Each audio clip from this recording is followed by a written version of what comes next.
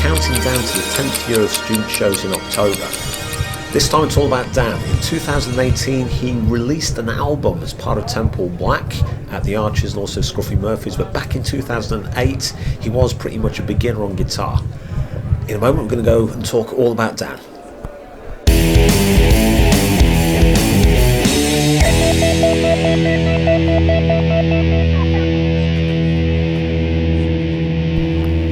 Now, Dan had played drums in his teens, but when it came to guitar, he had yet to really play through his first song. So he went pretty much from beginner. I mean, he did know some basics, but towards the end, he was pretty much holding his own in groups with some very advanced guitar players. I mean, he did manage to get through the whole modes, and as far as going from sort of knowing very little about guitar to being able to play at quite a high level and actually go on to record an album, and they launched not just at the Archers but at Scruffy Murphys, and they actually raised, I think it's somewhere between £1,000 in terms of going through that whole journey. Dan's probably done more than most, and part of it was down to pretty much persistency and consistency. I'm sure he'd be the first to admit that there were times when he thought he wasn't going to be able to get through whatever plateaus were there, but he pretty much persisted, and that's what it's about a lot of the times. I know now, particularly in the YouTube world, it's very easy to get so far, get stuck, and then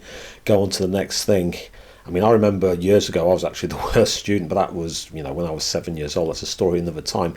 But the thing with Dan, it was that whole sort of persistence thing. He started off as a beginner, went through, yes, he did practice, and released an album. Now, when it came to actually performing for the first time, what you have to remember is this was the first show. There were no actual, workshops or anything, so it's literally going from lessons, practice to the stage. So what you will notice on the clip is that Dan actually does slip with his guitar. It almost comes undone, but he recovers amazingly well.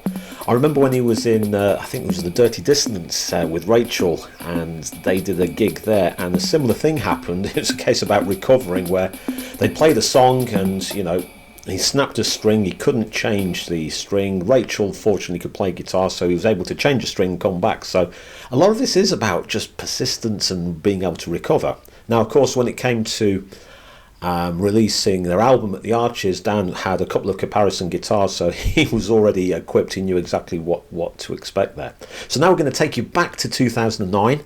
This was his very first time on stage. He was playing AC/DC Highway to Hell, and helping out on vocals we had a guy called Mick Mulligan, who actually had been on stage with ABCD, who were one of the top AC/DC tributes. So he was in very good company. So let's hand over way back to show number one.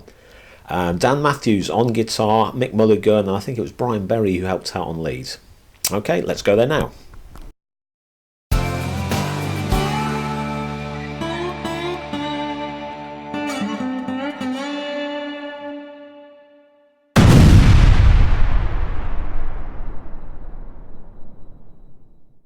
Mick Mulligan, to give you an idea, he has been on stage with tribute bands called ABCD.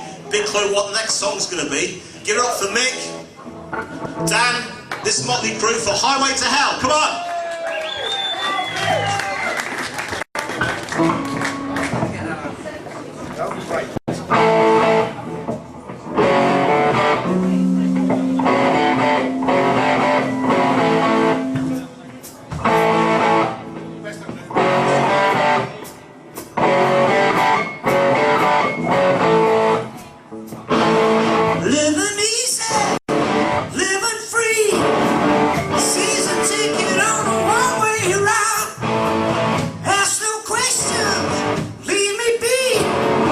Take